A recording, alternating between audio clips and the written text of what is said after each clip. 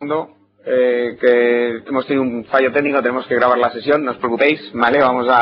Voy a retomar, voy a hacer una recapitulación rápida de lo que he ido hablando, ¿vale? Para que luego si alguno lo quiere poder escuchar de nuevo lo pueda hacer.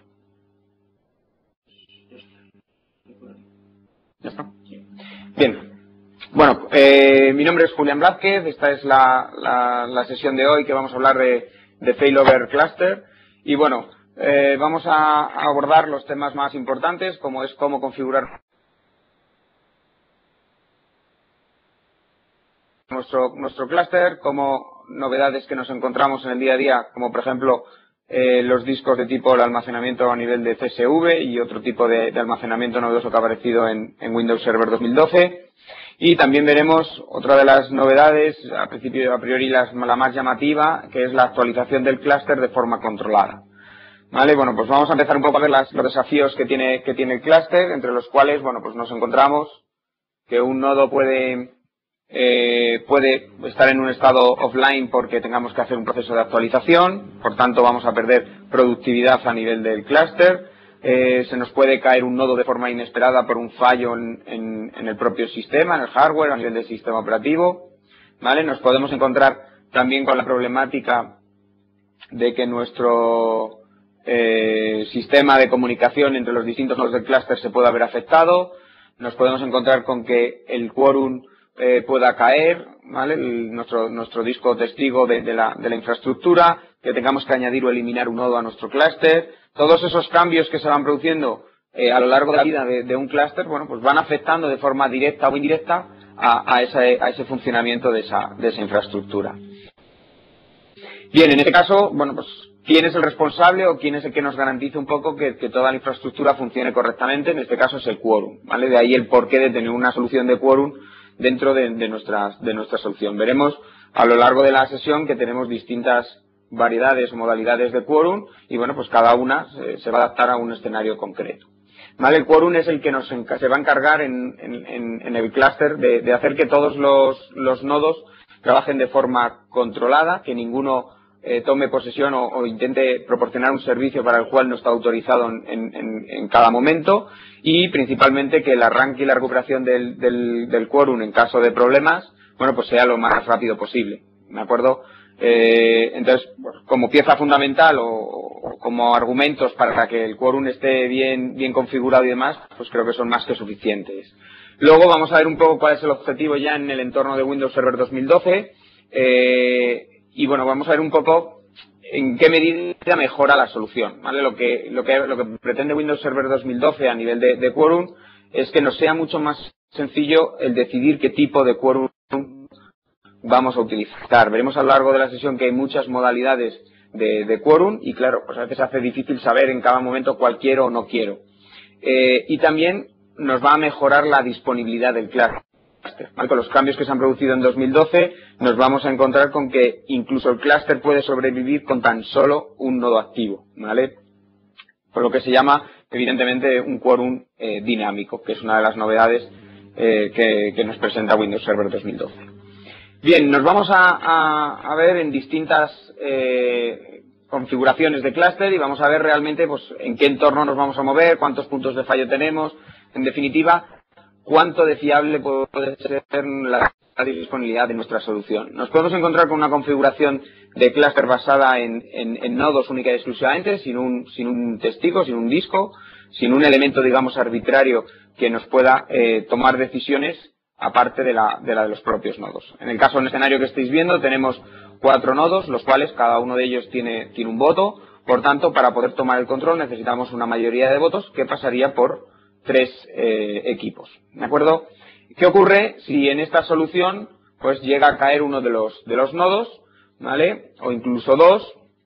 ¿Qué ocurriría? Que ninguno de los nodos es capaz de tener esa mayoría. Es decir, si cae un solo nodo, podríamos tener que los 3 nodos restantes sí podríamos tener, digamos, votar por el mismo y por tanto establecer la mayoría necesaria, pero en caso de la caída de ese segundo, nos encontraríamos con que el sistema no es capaz de ser operativo. Por tanto, con 2 nodos, nuestro clúster caería y por tanto perderíamos el servicio. ¿De acuerdo? Bien, en cambio, ¿qué ocurre si trabajamos con una solución de testigo? Con una solución de testigo aumentaríamos el número de votos, pero no necesitamos, o en este caso nos aumenta la mayoría de votos necesarios para que el clúster siga operativo. Es decir, pasaríamos a tener 5 votos, ¿vale? Mientras que solo tendríamos la necesidad de 3 votos para poder ser productivo. En este caso, lo que conseguiríamos es que ante la caída de 2 nodos, seguiríamos conservando esa mayoría necesaria y, por tanto, el clúster seguiría operativo. Ahí digamos, la labor o la funcionalidad de este testigo. ¿De acuerdo? ¿Cuándo usar testigo, cuándo no usar testigo? Ahí está un poco el hándicap en el que nos vamos a tener que mover. ¿Vale? Realmente, cuando hemos visto los dos escenarios anteriores, nos hemos encontrado con que realmente la diferencia estaba en el número de nodos que se encontraban activos. Es decir, si nosotros tenemos un número par de nodos, realmente necesitamos, digamos, ese famoso desempate en caso de caída de X número de nodos. ¿De acuerdo? Bueno, pues realmente se resume en eso. Si tenemos un número par de nodos, debemos de configurar un testigo. Si tenemos un número impar, no es necesario configurarlo. Pero recordar, podemos llegar a un estado par dependiendo del tipo de solución de clúster que hayamos configurado. Es decir, parto de una solución impar, pero puedo llegar a una solución par por caída de alguno de los nodos. ¿De acuerdo? Por tanto, hay que tener en cuenta cuándo es necesario y cuándo pues es recomendable.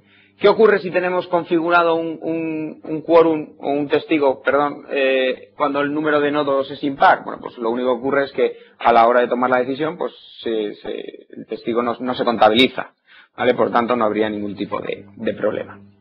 Bien, consideraciones a la hora de trabajar con un testigo, los tenemos de dos tipos. Tenemos testigo a nivel de disco y testigo a nivel de recurso de red. ¿Vale? Son las dos modalidades de testigo que existen y bueno, pues cada uno nos exige una serie de requisitos y evidentemente pues nos da una serie de ventajas e inconvenientes, cada uno de ellos en los distintos escenarios. Consideraciones a tener en cuenta cuando trabajamos con un testigo de tipo disco. Bueno, pues que tiene que ser una LUN dedicada, ¿vale? Eso está claro, que no hay ningún tipo de diferencia. Decir, bueno, pues si pongo, no, tienes una LUN dedicada para el quórum. Esa LUN lo que va a guardar es una copia lo más actualizada posible de la configuración del clúster, ¿de acuerdo? Cada equipo cuando balancea algún tipo de recurso tiene la obligación de actualizarlo, lo va a actualizar, ¿vale? Entonces siempre va a mantener la configuración última válida del clúster. Y bueno, pues en cuanto a cómo configurar ese disco, bueno, pues con 512 megas sería más que suficiente, pero bueno, siempre es recomendable poner un poquito más, un poco generosos. Los tiempos que corren hoy en día, tenemos almacenamiento por lo menos para darle un giga a ese disco y quitarnos cualquier tipo de problema que podamos tener. El sistema de ficheros que tiene que tener debe ser o NTFS o RFS. Para aquellos que no conozcáis, RFS es el nuevo sistema de archivos que proporciona Windows Server 2012. Y bueno, en este caso no necesitamos una letra de unidad asignada a ese disco con el objetivo pues también de poder liberar o quitarnos, digamos, o proporcionar una letra más a la infraestructura y por tanto poder dedicar más recursos a la solución de alta disponibilidad. ¿Vale? En este caso, como el almacenamiento, el testigo va a tener una copia de la última base de datos, va a permitir que un solo nodo sea capaz de ir actualizando esa información, ¿de acuerdo? Y en definitiva, bueno, pues estar operativa la base de datos, cada vez que si se cae un nodo, él va a buscar esa información y por tanto el clúster sigue operativo, ¿de acuerdo? Es decir, siempre recordar que el quórum, en este caso el disco o el recurso compartido, es el que, digamos, va a tener esa información más actualizada y no tener, digamos, que aventurar en la solución del clúster. ¿Vale? Bueno, si lo que vamos es a una solución de testigo basada en una carpeta compartida, en un recurso compartido, bueno, pues tiene otro tipo de cosas a tener en cuenta. ¿Vale? Primero, es más fácil de implementar, no necesitamos de solución de cadena para proporcionar este tipo de almacenamiento. Vamos digamos, a poder utilizar un único servidor de archivos para esta solución para distintos clústeres que tengamos. Eso sí, hay que tener en cuenta una cosa, ese recurso no puede estar ubicado en el mismo clúster, ¿vale? Podríamos tener, digamos, dos clústeres en nuestra infraestructura y que cada uno sirviese de testigo para el contrario. Pero en ningún caso el propio servidor el propio clúster, infraestructura, tener ahí un servidor de archivos montado y que proporcione ese testigo al mismo clúster. ¿De acuerdo? En ningún caso vamos a poder hacer eso. Diferencias con respecto al testigo basado en disco, pues que no va a mantener una copia de la base de datos del clúster, ¿vale? En este caso se tiene que fiar de la copia que tienen cada uno de los nodos almacenada, ¿vale? No hay ningún tipo de problema, pero bueno, sí que es verdad que tiene a veces menos fiabilidad porque podríamos llegar a perder algún tipo de disponibilidad en un determinado escenario concreto, ¿vale? Y bueno, lo que nos podemos encontrar también es que en el caso del disco tenemos más comunicación a través de la red, porque hay que acceder a ese disco a través de la red. En este caso minimizamos ese tráfico, ¿vale? Por tanto, mejorando en determinados escenarios, como pueda ser en un escenario de tipo multisite, ¿vale? Vamos a poder tener ese tipo de quórum o de testigo más optimizado, ¿de acuerdo? Lo único que actualizamos en este caso en el fichero es un timestamp de la pérdida del clúster. En caso de caída de un nodo, el otro sería capaz de trabajar porque tiene la base de datos, pero en caso de la caída de los dos no se puede recuperar el arranque de forma automática del clúster. ¿De acuerdo? Como veis, cada uno tiene sus ventajas, cada uno tiene sus inconvenientes y dependiendo del escenario que montemos, pues tendremos que decidir entre un tipo de testigo u otro, ¿vale? Normalmente el más común, el más utilizado, pues es el testigo de tipo disco, ¿vale? Basado en disco. Bueno, pues ya que al fin y al cabo estás presentando almacenamientos, bueno, pues presentar una nueva LUN con 1 giga no es un problema, no es un costo insalvable para una organización. Bien, ¿cómo configurar el quórum o cómo configurar el almacenamiento del tipo de testigo que vamos a tener en el clúster? Para ello podemos utilizar dos soluciones. Una es el asistente mediante la interfaz gráfica, que ya os digo que con con 3 preguntas nos va a definir cuál va a ser el tipo de quórum que vamos a poder utilizar en nuestra organización. ¿De acuerdo? O a través de PowerShell, con los commandlets de cluster quórum, vamos a poder configurar qué tipo de quórum queremos utilizar. ¿Vale? Vamos a seguir viendo otro tipo de características o funcionalidades que tenemos a nivel de clúster, ¿vale? Y bueno, pues luego ya veremos intentaremos enseñaros una pequeña demo de cómo funciona, cómo configurar toda esta parte relacionada con el quórum. ¿De acuerdo? Otra de las novedades que se presenta, ¿vale? Ya hemos hablado un poco de los tipos de testigos que podemos tener a lo largo de la vida de un clúster, y ahora lo que vamos a hablar es de cómo se van a comportar los votos que hacen que un clúster esté o no esté activo. ¿De acuerdo?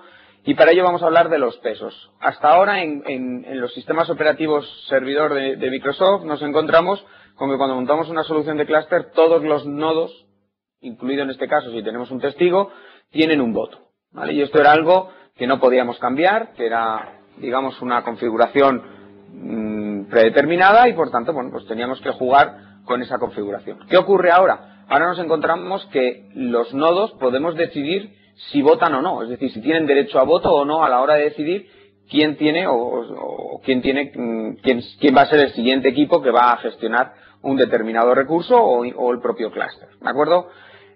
¿Esto qué nos permite o esto qué nos va a proporcionar? Bueno, pues por un lado que podamos jugar con la cantidad de votos que tiene el clúster y por tanto definir cuál va a ser la mayoría necesaria para poder trabajar a nivel de clúster. ¿Vale? Es decir, nosotros vamos a poder en un determinado momento decir este equipo no trabaja y por tanto vamos a reducir la mayoría necesaria, no es que no trabaje, perdón, vamos a matizar eso, sí puede trabajar a nivel de clúster, es un nodo perfectamente válido, va a poder tener cualquier tipo de recurso que tenga el clúster, lo único que no va a votar a la hora de decidir quién tiene que hacerse cargo de un servicio o del propio clúster, ¿de acuerdo? Entonces, llegados a este punto, bueno, pues nosotros podremos decidir que un determinado equipo, bueno, pues no tenga derecho a voto. ¿Cuáles son los típicos o cuándo vamos a poder utilizar ese tipo de derecho de que este equipo no vota? ¿Por qué hacerlo? Bueno, vamos a ver que se pueden encontrar determinados escenarios que sí es lógico ese tipo de comportamientos y otros entornos en los cuales, bueno, pues a lo mejor es recomendable para la finalidad que se le da a un determinado clúster, de nodo del clúster. Bueno, en principio dos posibles escenarios donde esto tiene lógica utilizarlo, ¿vale? Por ejemplo, si tenemos un clúster con 5 nodos y uno de los nodos lo utilizamos simplemente como un nodo de respaldo, es decir, a priori no va a tener ningún tipo de recurso corriendo sobre él, sino que lo tenemos por si acaso es necesario darle utilidad dentro del clúster por un desastre. ¿De acuerdo? Ese tipo de soluciones, pues realmente es como si no tuviéramos 5 nodos, sino que realmente tenemos 4 y el quinto lo tenemos como de backup, ¿vale? En ese caso, lo lógico sería que ese quinto nodo del clúster no tuviese ningún tipo de voto, ya que al final está como, digamos, el último recurso para que el clúster no quede inoperativo, ¿de acuerdo? O, por ejemplo, cuando trabajamos unas soluciones de tipo multisite en la que uno de los sitios se encuentra simplemente como respaldo, es decir, va a haber un balanceo manual, nosotros vamos a decidir cuándo queremos que esos elementos pasen a ese sitio, entren en producción en ese sitio, cuando no nos quede más remedio, ¿de acuerdo? Entonces, en este caso, lo que nosotros vamos a establecer es que aquellos nodos que se encuentran en el otro sitio que tenemos como respaldo, pues dejarían de tener voto. Esos son los posibles escenarios, ¿vale? Luego seguro que a cada uno de vosotros en vuestra empresa se os ocurra alguno más donde poder utilizar esa configuración, pero a priori hablamos de esos escenarios más lógicos de poder utilizar o poder anular votos, ¿de acuerdo? Un ejemplo claro para la hora de ver esto, cómo quedaría, ¿vale? Originalmente partimos de tener cuatro nodos, los cuales todos tienen voto, entonces tendríamos un total de votos de 4 y con una mayoría exigida de 3.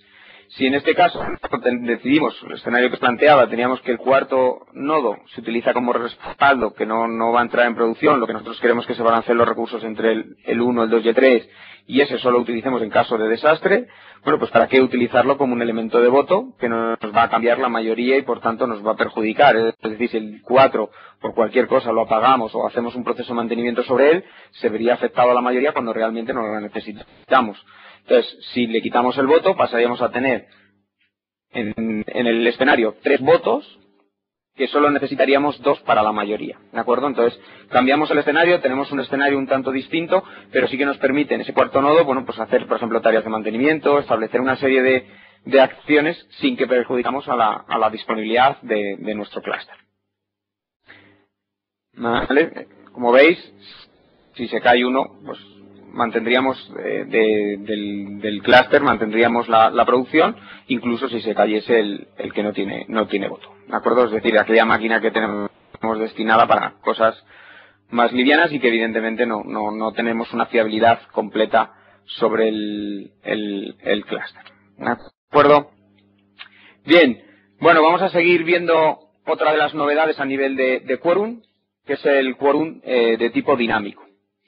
¿En qué consiste el quórum dinámico? Bueno, pues que nuestro propio clúster se pueda ir autoactualizando para conseguir,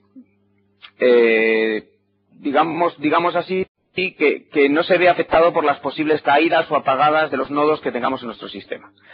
Vamos a poner un ejemplo, partimos de una infraestructura que tenemos 5 nodos, todos tienen derecho a voto, por tanto tenemos 5 votos, de los cuales necesitamos una mayoría, en este caso, de 3. ¿De acuerdo?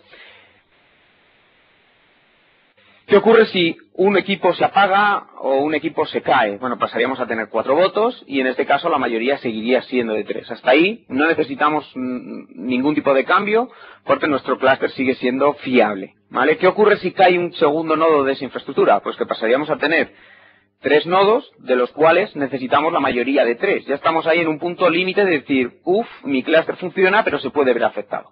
Bueno, pues ¿en qué consiste el quórum dinámico? Que eso no nos importe relativamente. Es decir, que si empiecen a caer nodos de nuestro clúster nos tiene que preocupar, pero dentro de la preocupación que no se vea afectada la alta disponibilidad del clúster. ¿Cómo actuaría en este escenario que os estoy contando? Pues simplemente lo que hace es que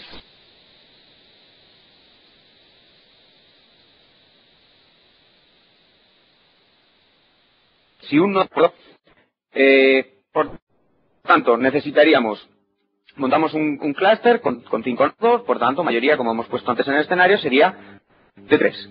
¿Qué ocurre cuando caen 2? Habíamos dicho que se quedaba en 3 la mayoría. En este caso no. En este caso el sistema dice, vale, tengo ahora 3 nodos, tengo 3 posibles votos. ¿Cuál sería la mayoría? En este caso 2. Es decir, vamos reduciendo en función de las necesidades o las circunstancias que vayan dando a lo largo del clúster. ¿Esto qué permite? Mejorar la disponibilidad, como comentábamos antes. Nos va a permitir que ante un 50% menos de nodos activos podamos llegar a tener operativo nuestro clúster, ¿vale?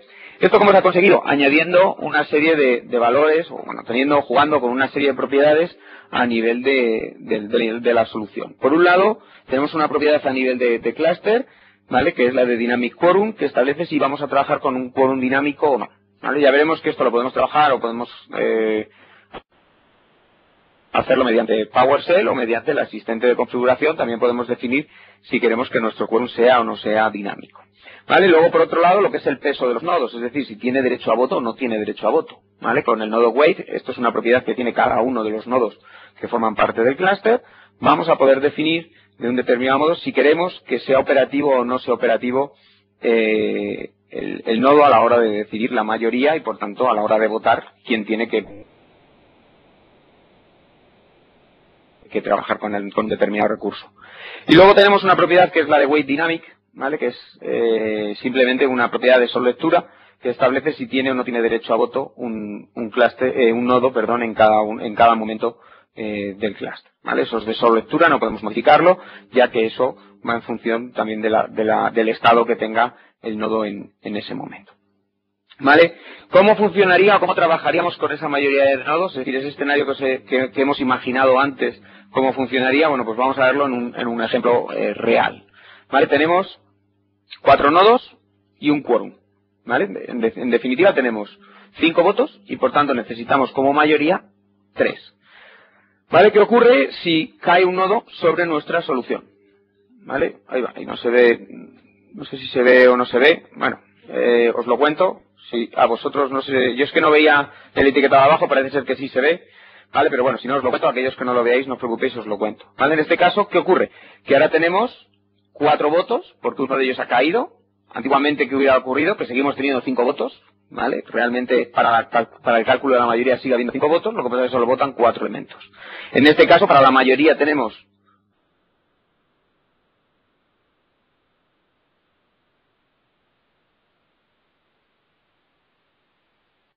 necesaria para que el clúster siga operativo. ¿Qué ocurriría o qué ocurre si cae un tercer nodo un segundo nodo de ese clúster? ¿Vale? Pues que nos encontramos con un cambio. Ahora ya tendríamos 3 posibles votos, que era lo que antiguamente necesitábamos como mayoría. Pero ahora con el quórum dinámico pasamos a tener que la mayoría ya solo se requiere de 2. ¿Vale? Con esa mayoría de 2 pasamos a tener recursos necesarios para que si se nos cae uno más, el clúster siga siendo operativo. ¿Qué ocurre si cae un segundo? Pues que en este caso pasamos a que el número máximo de votos que tenemos son 2 y necesitaríamos una mayoría de 2. Esto es lo que explicábamos antes, es decir, hasta con un único nodo mi clúster puede seguir operativo. Aumentamos la alta disponibilidad de nuestra solución, ¿vale? El clúster sigue operativo. Esto lo hemos conseguido gracias a ese quórum dinámico, porque en una circunstancia normal y corriente, como teníamos hasta ahora en el clúster, bueno, pues con la caída de un segundo nodo no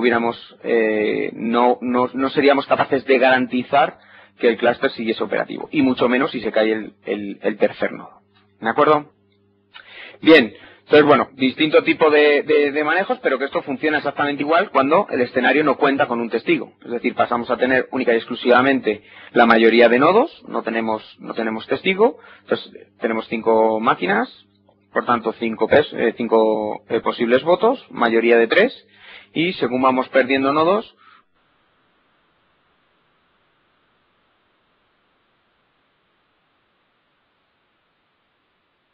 pues va hasta quedarnos con el valor, digamos el elemento mínimo de nuestro sistema. ¿Cuál es el elemento mínimo de nuestro sistema? Pues que se ha caído todos los nodos excepto uno, pero como solo tenemos un voto, la mayoría pasa a ser un voto y por tanto el clúster sigue operativo. Esta es la gran diferencia de las soluciones que teníamos anteriormente en Windows Server 2008 R2 hacia atrás.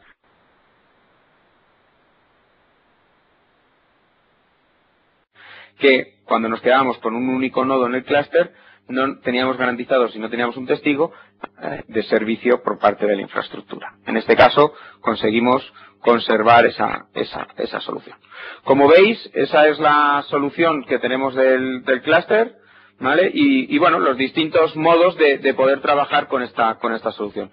Como os comentaba antes, tenemos la posibilidad de hacerlo de dos modos, configurarlo de dos modos, mediante un asistente muy sencillo que tenemos en nuestra infraestructura, en nuestra consola de gestión del clúster.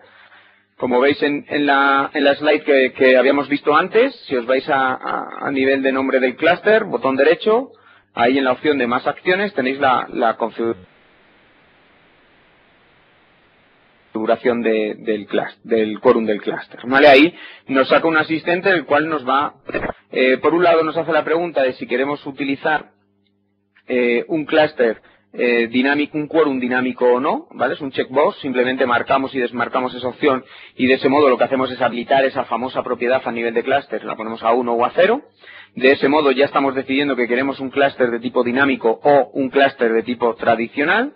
A continuación nos permite decidir de todos los elementos, de todos los nodos que componen el clúster, a cuál de ellos queremos habilitar o deshabilitar el derecho a voto. Simplemente nos sale un listado con todos los nodos y una casilla en la cual activamos o desactivamos si queremos que tenga derecho a voto. Por defecto, todos los nodos del clúster tienen ese derecho a voto. ¿De acuerdo? Por tanto, no habría ningún tipo de problema y conseguiríamos que nuestro clúster automáticamente se autoconfigure según hemos establecido. Y el último paso que comentaba que irán 3 pasos, es si queremos o no queremos testigo y el tipo de testigo que vamos a utilizar. ¿Vale? Repasamos y un poco por concretar cómo lo tenemos, desde la consola, botón derecho sobre el nombre del clúster, más acciones, configurar el quórum. 3 preguntas, ¿vale? El orden real que os lo pregunta es, primero, ¿voy a usar o no voy a usar testigo? En el caso de decir que sí, me pedirá qué tipo de testigo, si es un disco o una carpeta compartida. El siguiente paso será definir si quiero un quórum de tipo estático o dinámico, es decir, el tradicional o el nuevo que vaya calculando cuál es la mayoría necesaria en cada instante. Y un tercer paso, que es el encargado ya de decidir qué nodos tienen derecho o no tienen derecho a voto. Con ese cómputo global de esa configuración, el sistema ya decide qué tipo de quórum, con qué tipo de quórum vamos a trabajar, ¿de acuerdo? Si es mayoría solo de nodos, si es mayoría de testigo, y cuál va a ser el valor real de esa mayoría. 5, 4, 3, en función de los nodos que tengamos y los que tienen derecho a voto, ¿de acuerdo? Es decir, en definitiva, nos va a permitir o nos va a proporcionar la posibilidad de establecer, ¿vale?, cuál es el derecho, digamos, de funcionalidad de cada uno de los elementos del clúster. Bueno, estamos teniendo un pequeño problema a la hora de presentar con agilidad las máquinas, las demos, tenemos mucho retardo, estamos intentando arreglarlo, ¿vale? Por eso hasta ahora no he hecho ninguna demo, vamos a intentar a lo largo de la sesión arreglarlo, y en el momento que lo arreglemos veríamos esto en modo práctico. De todas maneras, ya os digo que la parte importante de esto es entender cómo funciona el clúster, cuántos mecanismos de clúster de quórum tenemos y cómo va a operar cada uno de ellos, incluido en este caso el quórum dinámico, que es una de las novedades, ¿vale? Vamos a cambiar un poco de la parte de lo que es el quórum del clúster y vamos a pasar a lo que es el almacenamiento, ¿vale? En el almacenamiento tenemos, ya conocéis todos que tenemos la capacidad de trabajar con 3 tipos dos tipos de discos, el que conocéis hasta ahora, que son los discos normales disco que es una LUN directa que se establece y se dedica para el uso en clúster, ¿vale? Es el disco tradicional. Luego ya en Windows Server 2008 R2 ya apareció lo que es el CSV, los volúmenes de clúster compartidos. Este tipo de discos, lo que nos permitían en 2008 R2, que estaban dedicados solo con el propósito de Hyper-V, era la posibilidad de que 2 nodos del clúster, 2 o más nodos del clúster, pudiesen acceder de forma simultánea en modo lectura y escritura sobre el almacenamiento. ¿Esto qué nos proporcionaba? bueno, nos proporcionaba el que fuera más sencillo montar soluciones de clúster, en este caso para entornos de máquinas virtuales. Es decir, si quiero que las máquinas virtuales puedan moverse de forma independiente entre los distintos nodos del clúster, eso implicaba de forma tradicional que las máquinas tuvieran una LUN específica. ¿Vale? Eso, claro, ¿qué ocurría? Que generaba la necesidad de mapear muchísimas LUN al clúster, ¿vale? De forma innecesaria. Bueno, ¿qué hacía CSV? Pues ahora tengo una única LUN donde meto todas las máquinas virtuales, pero como ahora a esa LUN pueden acceder, si la configuro como CSV, todos los nodos del clúster, todos van a poder estar operando directamente con el clúster y por tanto libremente voy a poder mover las máquinas virtuales de un nodo a otro sin necesidad de tener dependencias entre 3 o 4 máquinas virtuales. Bien, esto es lo que teníamos hasta 2008 R2. ¿Qué novedad se produce en Windows Server 2012? Bueno, pues la novedad es que ese CSV vamos a poder darle un ámbito mayor. Es decir, no solo lo vamos a poder utilizar para Hyper-V, sino que lo vamos a poder utilizar como unidad de almacenamiento de datos que necesitan determinados servicios. Por ejemplo, pues que un SQL pueda tirar de ese almacenamiento una instancia para poder acceder a una determinada información que quiero que comparta con otra instancia de SQL que está en otro nodo, ¿vale? No realmente vamos a poder hacer ese uso, ese CSV para montar, por ejemplo, un SQL Server en clúster, ¿vale? Pero sí vamos a poder establecer que, por ejemplo, un paquete de Integration Services o un report o cualquier otro elemento o trabajo, o script, podamos tener ese elemento intermedio que me diga, me da igual en qué nodo esté el SQL Server, siempre voy a tener esa información, sin necesidad de tener que mapear un disco a esa solución. ¿Esto qué aporta? Bueno, pues que aporta que podamos tener no solo ese tipo de información para SQL, sino para temas de archivos de intercambio de otras aplicaciones y todo metido, digamos, en una única unidad centralizada. ¿De acuerdo? Bien, eso es un poco los cambios que se producen a nivel de CSV, ¿vale? Que es lo que nos proporciona, bueno, pues esa capacidad, digamos, de migrar de las máquinas o en este caso compartir información entre los distintos nodos al mismo tiempo. Otra de las novedades que se producen son los pool de discos, ¿vale? Esos pool de discos ya se incorpora esa funcionalidad a nivel de sistema operativo, pero también se hace compatible a nivel de failover. ¿En qué consiste el pool? En coger varias LUN de varios discos distintos y agruparlos como si fuera un único disco, a partir del cual vamos a poder generar discos virtuales que vamos a poder utilizar en el propio cluster. ¿Qué característica tiene ese disco virtual? Pues que puedo crear un disco virtual que tenga un mirror o que tenga una funcionalidad de paridad, es decir, que a nivel de toda la arquitectura de los distintos discos que forman ese pool, ¿vale? Vamos a poder tener una solución de alta disponibilidad basada, bueno, pues en este caso en software, ¿vale? Ya hay cabinas que establecen ese tipo de seguridad, pero bueno, que podamos utilizar otro tipo de discos para proporcionar esa solución. Requisito que en el caso de los pools de discos a nivel de sistema operativo vale cualquier tipo de disco para hacer esta funcionalidad, ¿vale? Pero para el clúster solo podemos utilizar discos de tipo SAS, ¿vale? Si alguien utiliza cabinas de tipo iSCSI para presentar almacenamiento al clúster, bueno, pues que sepa que no va a poder aprovecharse de lo que es el pool de discos para proporcionar almacenamiento directo al clúster. Sí lo va a poder utilizar a nivel de sistema operativo, pero en ningún caso para el clúster. ¿De acuerdo? Esa es otra de las un poco novedades que nos encontramos a nivel de clúster, ¿vale? Y que vamos a poder establecer, digamos, un salto de calidad a la hora de trabajar con la solución. ¿De acuerdo? Recordar, CSV nos permite darle un propósito más para como digamos almacenamiento de información común entre los distintos nodos del clúster para los distintos servicios, y el pool de discos que nos va a permitir, bueno, pues tener una tolerancia o generar un mirror o generar un disco con paridad a nivel, digamos, virtualizado, generando un pool de discos locales, ¿vale? Recordar, siempre tienen que cumplir que sean SAS. Y bueno, vamos a ver la última, novedad, y como anunciaba al principio del webcast, es una novedad que impacta, ¿no? Por cómo veníamos trabajando. Si nosotros teníamos un clúster con varios nodos y queríamos hacer un proceso de actualización, eso implicaba mucho tiempo. Es decir, necesitaba que al menos un operador se encargase de ir, cojo el nodo 1, balanceo todos los recursos que tiene el nodo 1 sobre el resto de nodos. Una vez que está en ese estado, pongo ese nodo en mantenimiento para que no pueda acoger ningún tipo de recurso ante cualquier caída mediante el proceso de actualización. Por tanto, he perdido un nodo del clúster temporalmente. Hago el proceso de actualización. A continuación, cuando reinicio la máquina y demás, compruebo que todo es operativo. Empiezo a volver a balancear los recursos para liberar un segundo nodo y así sucesivamente hasta conseguir actualizar todos los nodos del clúster. ¿Qué ocurre? Que si nos encontramos en un entorno de producción, pues esto se complica, ya que bueno, pues nos encontramos con necesidades de parchear los equipos más a menudo, sobre todo los famosos martes de parcheo que tiene Microsoft, ¿de acuerdo? Que nos encontramos con que de forma muy a menudo, con una velocidad muy corta, ¿vale? Concretamente todos los meses, vamos a tener que hacer un proceso de parcheo sobre nuestra solución de clúster. ¿Qué ocurre?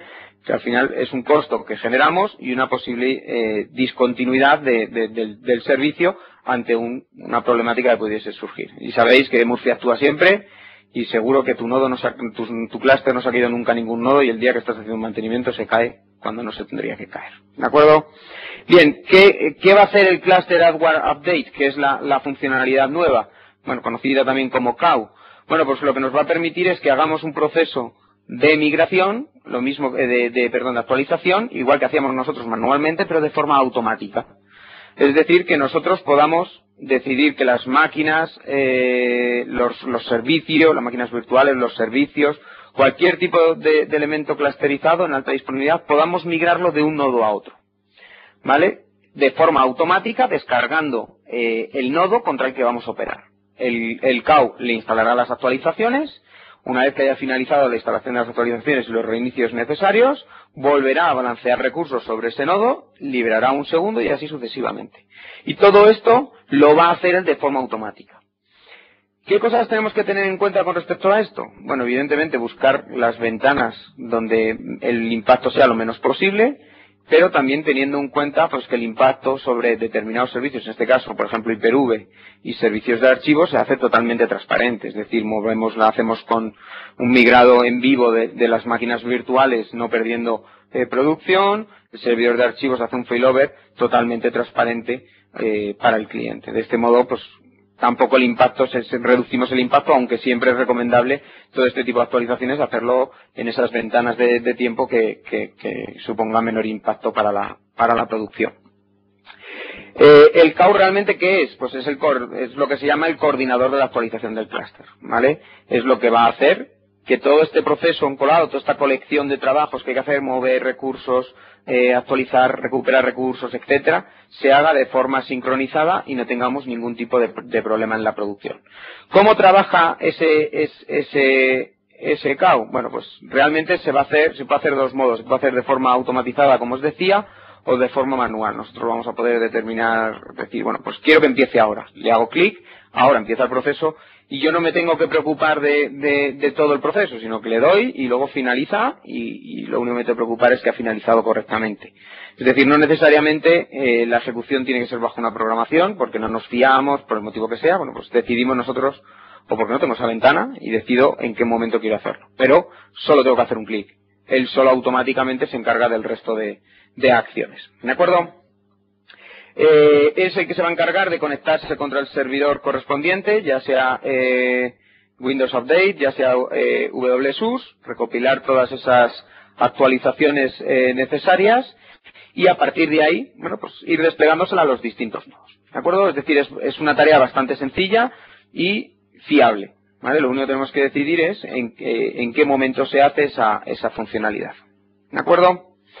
Bien, ¿cómo vamos a poder trabajar con eso? ¿Desde qué consola vamos a poder trabajar con la funcionalidad? Bueno, pues es una consola que se instala automáticamente cuando instalamos el rol de cluster, la característica de cluster en los nodos. En el momento que lo instalamos, se nos instala la funcionalidad de nuestro cluster, ¿vale? A ver, no sé si ahora. ¿Vale? Server Manager, en el momento que nosotros tenemos instalado el rol, ¿vale? Se nos aparece en las tools, tenemos el cluster aware updating, ¿vale? Con ese, el famoso cow, vamos a tener una interfaz gráfica que simplemente lo que vamos a poder establecer es qué actualizaciones hay, las podemos chequear, podemos cambiar el proceso de programación o la programación de ejecución de esas actualizaciones o incluso ejecutar en ese momento la actualización. También vamos a tener un reporting, un informe de qué es lo último que se ha ido actualizando, cuándo se ha hecho y demás, para que estemos totalmente informados del estado de nuestra solución. ¿De acuerdo? Es una interfaz gráfica completa que va, este cow puede trabajar de dos modos. ¿Vale? Vamos a poder trabajar en un modo de autoactualización, ahora veremos en qué consiste eso, ahora os explicaré, lo detallaremos, y un modo de actualización remota. ¿De acuerdo? Modo de autoactualización, ¿en qué consiste? Bueno, pues consiste en que no tengamos que realmente una persona iniciar el proceso de actualización del cluster. Lo que decía, tener una programación y bajo esa programación entra en funcionamiento y ejecuta. Eso se puede realizar siempre y cuando el coordinador de actualizaciones se ejecute desde uno de los nodos del clúster. Es decir, uno de los nodos va a tener ese servicio configurado para actualizar la totalidad del clúster. ¿De acuerdo? Él se va a encargar de instalar esas actualizaciones bajo la programación, os repito, bajo la demanda que nosotros queramos. Ese modo nos va a permitir las dos funcionalidades. Mientras que el modo de actualización remota lo que hace es que quien es el coordinador de actualizaciones, el cow, es una máquina que no forma parte del clúster. ¿Esto qué nos permite? Nos permite una ventaja importantísima y es no depender de una interfaz gráfica en nuestro clúster. Todos los nodos del clúster pueden ser una versión core y nosotros gestionar la actualización de esos clústeres de forma remota, desde otro equipo de nuestra organización. ¿Ventajas? Pues que dedicamos nuestro clúster realmente a la funcionalidad que debe tener.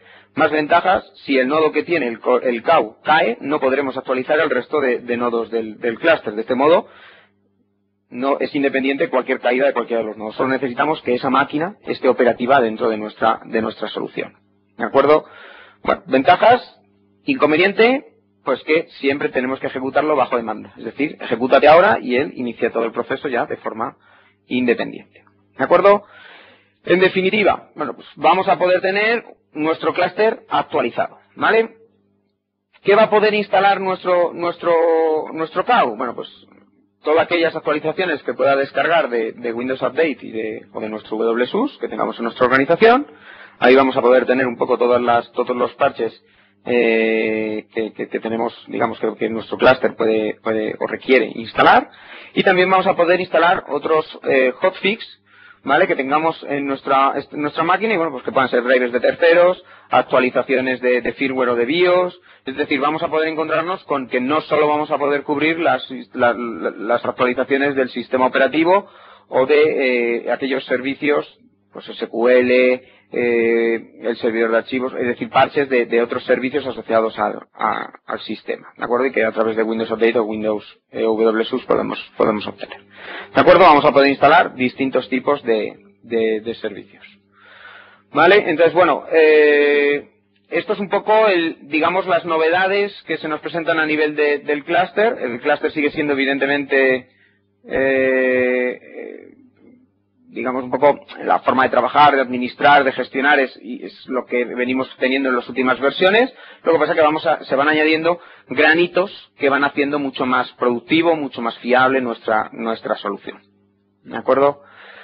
Bueno, seguimos, no conseguimos, a ver, el problema es que tenemos el laboratorio listo, el único pero es que no ibais a ver nada, es decir, perdemos muchos frames. Tenemos un pequeño problema de refresco a la hora de emitirlo, entonces es bastante desesperante verlo. No sé, los que estuvisteis en la sesión del lunes ya lo sufristeis. Estamos teniendo un pequeño pero a nivel de un poco de la solución, pero bueno, vamos a intentar arreglarlo lo antes posible para que en los siguientes webcasts no tengamos problema. Ya parece ser que hemos dado con la clave, lo que pasa es que no nos da tiempo a verlo en el día de hoy. Pero bueno, yo lo único, os remito a, si queréis, alguno, bueno, pues no tendría yo ningún tipo de problema en si alguno quiere ver alguna cosa más puntual o alguna matiz más detallado de cómo hacer la configuración y demás. Bueno, pues aquí al final de la presentación tenéis Tenéis mi dirección de correo y bueno, pues si alguno quiere no habría ningún tipo de problema en que contactéis conmigo y de algún modo, ya sea en modo pues, una presentación que podamos acordar, que podamos ver o a través de unas guías de paso a paso podamos llevar a cabo. Bueno, sí, sobre eso que está comentando Julián, una de las cosas que yo les voy a pedir a estos chicos que nos están haciendo estas webcams tan interesantes es que nos graben un pequeño vídeo con cada una de las demos. Entonces, hoy no lo hemos podido mostrar y ya hemos dado con el problema y por qué iba frame a frame pero no me ha dado tiempo a montar el entorno para poder hacerlo. Entonces, para las próximas webcams sí que espero tenerlo. De momento no lo tenemos, pero ya os digo que vamos a intentar grabar estas pequeñas demos, las grabaremos en vídeo y las colgaremos en la página de TechNet como pequeñas píldoras de Windows Server 2012, ¿de acuerdo? Y así, bueno, aunque en esta webcast no habéis podido verlo, pues que todo el mundo pueda acceder a ello. Vale, de todas maneras, vamos muy bien de tiempo, tenemos un tiempo para contestar preguntas, vamos a ver si hay alguna pregunta, si queréis preguntar lo que sea, ahora es el momento, vamos a ver. Empezamos por Josemi. A ver, sobre el testigo de recursos. Dice, ¿puede ser simple servidor de archivos de Windows? ¿Sirve también un recurso compartido en una cabina? ¿Sería por CIFS o SMB?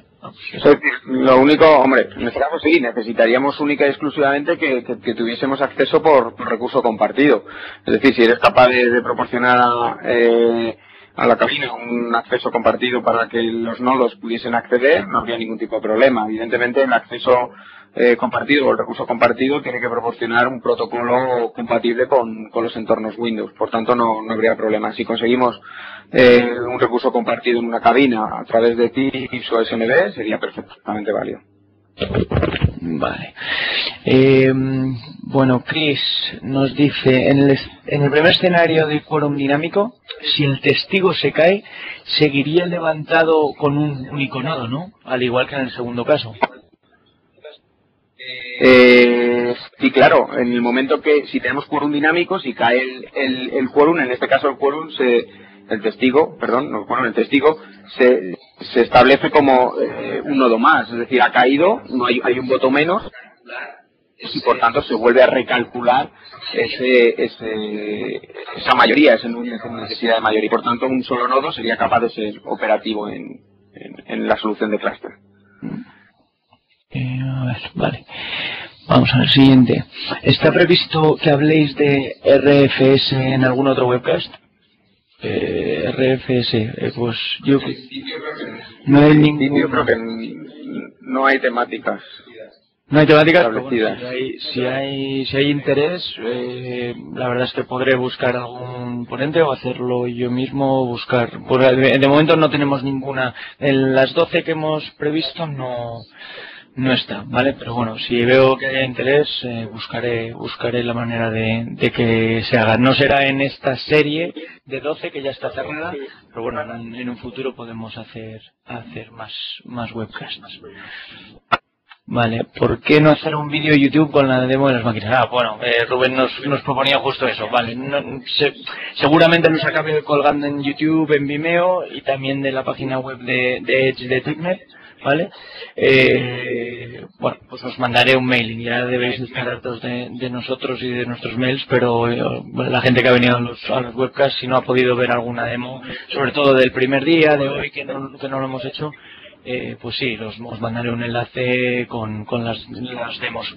Eso lo vamos a hacer, lo tenía ya en mente, el que pudiéramos grabarnos pequeñas píldoras, que al final están muy bien. Una hora de webcast no todo el mundo tiene tiempo para verlas, pero pequeños vídeos de 3-5 minutos en donde veamos las demos es bastante interesante. O sea que gracias, Rubén, eso haremos. Vale, ¿cómo se denomina el clúster de un solo nodo activo? Hombre, denominarlo como tal, yo no lo denominaría. Es un clúster que tiene un problema y que se queda con un solo nodo. La capacidad es, digamos, el punto positivo de esto es que tenemos un punto más de fallo. Nosotros hemos encontrado desde Fidencia, bueno, hemos sido a clientes y demás, que se encuentran con el problema de que cuando se les cae un nodo, deja de caer dos nodos, cae uno y pierden la funcionalidad. La idea es un poco conseguir que esa alta disponibilidad que tú tienes de dos hierros, porque no te permite la infraestructura tener mucho más, bueno, pues que pases a tener, digamos, una alta disponibilidad en caso de esa caída. ¿Vale? No se le puede denominar de ningún modo, porque evidentemente un clúster de un solo nodo no existe, pero digamos es un estado transitorio hasta que tú consigas recuperar esa máquina, pero que no ante la caída de tu segundo nodo puedas provocar que el clúster no sea operativo si por ejemplo no utilizas un testigo. ¿Vale? Hay muchas empresas que montan soluciones de clúster ahora con un testigo, se las ven y se las desean, o montan soluciones a través de servidores de archivos, porque nosotros nos hemos encontrado con esa solución y evidentemente no tienen una alta disponibilidad real, ¿no? Es un poco ficticia. Bueno, pues que por lo menos puedas tener eso. Ahora no es un clúster de un nodo, es un clúster de dos al menos que ha perdido uno. ¿Vale? Vale. Pues muy bien. La verdad es que sí, un clúster por definición son más de un nodo, o sea que bueno, eso es que tiene un problema, pero bueno. Vamos a ver, ¿cuáles son las desventajas del quórum dinámico? Y si podría facilitar el link de las demos. Efectivamente, el link de las demos cuando nos grabemos os haré llegar. Tengo todos vuestros contactos porque os habéis registrado para las webcasts, lo mandaré ahí. La pregunta era ¿cuáles son las desventajas del quórum dinámico? Hombre, las desventajas del quórum dinámico son difíciles, es decir, es como decir, tengo lo mejor del mercado, ahora vamos a sacarle peros, ¿no? Es decir, peros seguro que tiene y va a tener a lo largo del pero a priori en funcionamiento no tendría que tener peros más allá de tener que recalcular de forma dinámica cada vez que un nodo cae o entra en funcionamiento, pues calcular de nuevo esa mayoría. Digamos, el pero es que generas un pequeño más de trabajo a la solución de clúster teniendo que recalcular esa mayoría. Pero a priori no presenta más puntos negativos, sino al revés, ventajas sobre las soluciones que teníamos hasta ahora. Seguro que para la siguiente versión del sistema operativo se encontrarán nuevas ventajas que este no cubría, pero realmente no es que aporte una solución que tenga alguna ventaja y por otro lado tenga más inconvenientes. Al contrario, presenta ventajas y lo único pues que hay que hacer más procesos de cálculo. Vale, nos preguntaban si el CAU trabaja de la mano de WSUS o lo hace de manera independiente. Podemos trabajar de los dos modos. Eso al final quien decide es el que tiene el rol, la funcionalidad de CAU, es el que se encarga de buscar a su servidor de actualizaciones, ya sea el WSUS que tengamos en nuestra organización, si lo tenemos así definido, o Windows Update si no tuviéramos definido un WSUS, ¿vale? En definitiva no es el CAU al que tú le dices tienes que ir o no tienes que ir, no, es el CAU que está en una máquina y esa máquina sabe si tiene que ir a buscar a un WSUS o tiene que ir a buscar a Windows Update, ¿vale? Pero eso es algo que definimos internamente en las empresas y por tanto la decisión no es de la solución, sino de los administradores del sistema.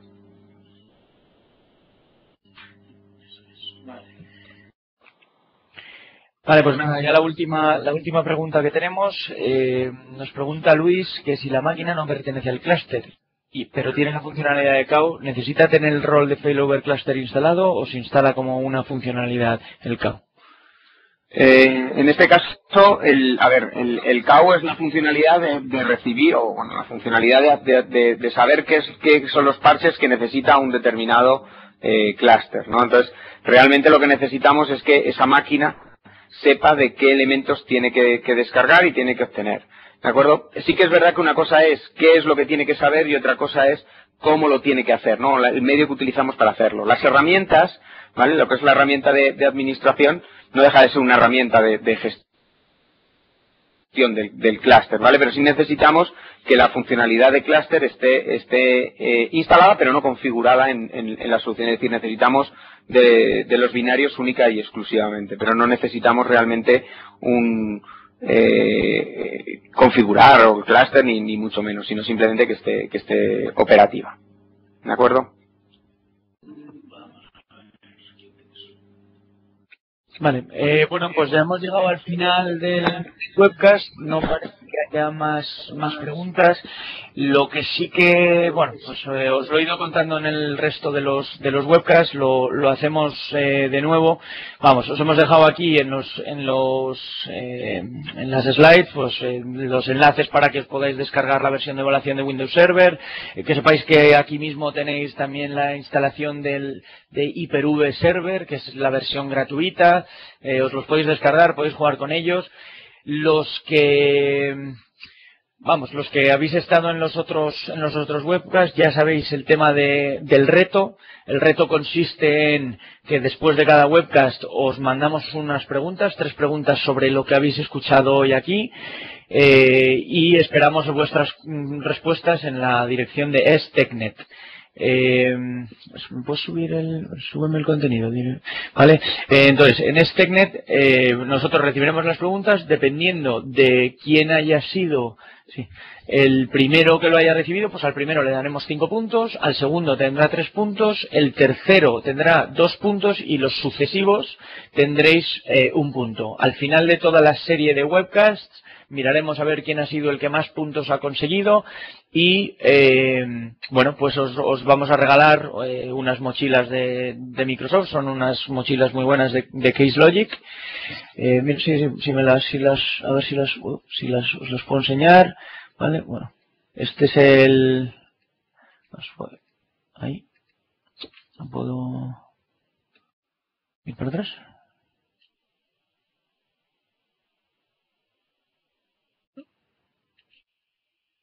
Ahí. Vale, bueno, esto era el reto. Veis lo de los puntos que os decía, y el que más tenga se llevan las mochilas. Os pedía un pantallazo. Bueno, pues lo que quiero realmente es que después de todas estas webcasts os apetezca probar el producto. Es un productazo, nos encanta Windows Server 2012, creemos que se ha hecho un esfuerzo brutal para hacer que, bueno, pues que todo enlace y que podáis sacar el mayor partido de nuestra tecnología. Y bueno, pues que lo probéis. Lo que os pedía era un pantallazo, pero evidentemente los que ya estéis jugando en el reto, no hace falta que me lo mandéis más que una vez, vamos, la primera vez y me vale. Vale, estas son las 2 mochilas que os decía. La primera de ellas, bueno, las 2 son CaseLogic, estas son un poco mejor para el primero y segundo, y tercero, cuarto y quinto pues se llevarán esta otra, ¿de acuerdo? Entonces, básicamente, pues que sepáis que estamos lanzando ese reto. Y que, bueno, pues que podéis participar en él hasta el final de la gira, ¿de acuerdo? Yo lo que sí que intentaré es poner en algún sitio, y ya también os mandaré el enlace, cómo va el orden, ¿vale? Para que también sepáis. Y también algunas personas me han pedido que si puedo publicar las respuestas correctas. O sea, el reto era, yo estoy intentando que las preguntas sean fáciles si has venido al webcast, pero también colgaré las respuestas porque veo que hay bastante interés. Lo he dicho ya antes, pero tanto los vídeos como las PPTs que estamos mostrando se van a acabar subiendo en la misma herramienta que estáis viendo ahora, en el live meeting que estáis viendo. De hecho, con el enlace que habéis utilizado para conectaros a la sesión, vais a poder conectaros a la grabación, vais a poder descargar la grabación, las PPTs, etcétera, ¿vale? Y hemos tenido otro problema que sí que antes de que nos vayamos quería comentar, y algunos ya me lo habéis comentado. Ha habido ciertos enlaces que estaban rotos. Cuando os llegan los correos de dentro de un día estáis apuntados a tal webcast, el enlace que aparecía estaba roto. El del último día, el que se os manda media hora antes, ese no estaba roto, y bueno, pues gracias a eso podíais acceder. Los de los días anteriores estaba roto, estaba puesto, en vez de una variable, estaba puesto una URL completa a mano, y ya lo hemos solucionado, ¿vale? El resto de los webcasts, cuando os lleguen los mensajes de advertencia, pues esos tendrán la URL buena, ¿de acuerdo? Y en principio, pues nada más. También os mandaremos un mail con la encuesta de satisfacción. Si nos la podéis rellenar, pues fenomenal, y así podremos ir mejorando día a día. Pero en principio, a ver si no había ninguna pregunta más. A ver, Me dice, hola, he descargado Windows Server 2012, hay que hacer alguna configuración especial para probar los contenidos del webcast. Bueno, a ver, cada webcast es diferente.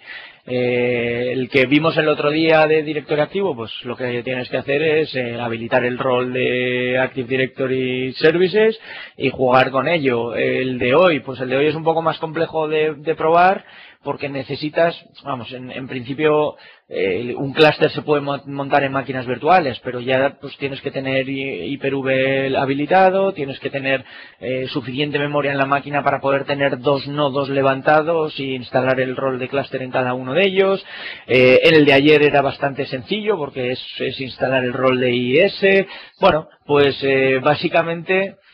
Básicamente hay un montón de roles y podéis jugar con todos ellos. Nosotros vamos a ir viendo uno a uno para que los vayáis viendo. Ángel nos pregunta que si nos puede enviar el link de Hyper-V Server porque no lo ha visto. Vale, pues sí. De hecho hoy ha salido una flash especial que se llamaba Imprescindibles Tecnet y ahí estaba.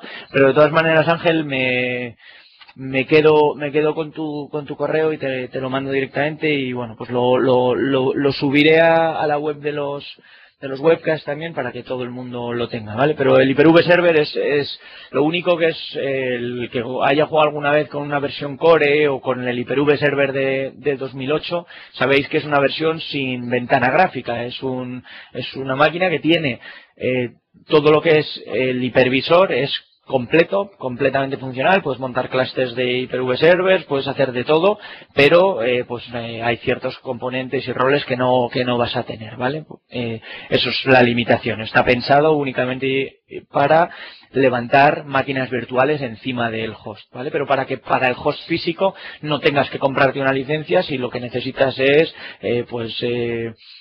virtualizar máquinas Linux, por ejemplo, ¿no? No quieres comprar la licencia de Windows. Si vas a virtualizar Windows Server, lo que te interesa es comprar una de las versiones de Windows Server porque te damos de manera gratuita licencias de virtualización para Windows Server. Pero si lo que vas a virtualizar es otra cosa, o bueno, solo porque quieres probar la potencia del nuevo Hyper-V3, pues os recomiendo que lo hagáis descargándolo. Vale, una vez descargado Windows Server 2012, vale, ya habíamos contestado. Vale, pues no parece que haya más preguntas, solo nuevamente agradecer a Julián que nos haya acompañado hoy y nos haya contado todo esto tan interesante de la parte de clúster,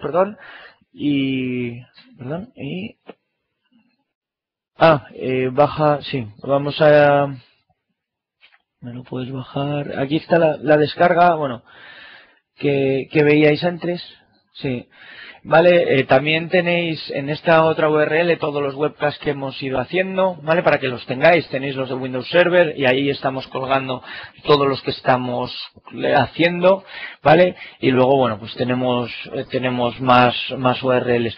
Ya os digo, estas slides os las vamos a publicar para que los tengáis y entonces, bueno, pues podáis acceder a todo. Estamos en Facebook, estamos en Twitter, tanto en Facebook como en Twitter, todo lo que son los webcasts y tal los vamos publicando también día a día y bueno, ahí nos tenéis. Y finalmente dejo el contacto de Julián para que tengáis el suyo y el de su empresa. Creo que, bueno, pues estos chicos trabajan muy bien y tienen un conocimiento espectacular, son sobre todo, vamos, vienen del mundo de la seguridad, de las bases de datos y bueno, pues tienen mucho conocimiento de entornos Microsoft y bueno, pues ahí os dejamos los datos suyos por si necesitáis algo. Y nada, lo dejo aquí. Muchísimas gracias a todos por haber aguantado hasta el final y nada, nos vemos el martes de la semana que viene. Bueno, me despido yo también hasta el martes. Venga, hasta luego. Chao.